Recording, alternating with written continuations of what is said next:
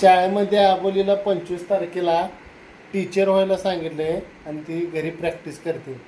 आता विद्यार्थी म्हणून तिनं मला बसवलंय. आता आपण बघूया ती कशा प्रकारे तिचा रोल करते. या teacher. Good morning teacher. Good morning, sit down. Thank you. कालचा दिलेला होमवर्क झाला? हो झाला. Very good. आता आज इंग्लिश बुक ओपन युअर.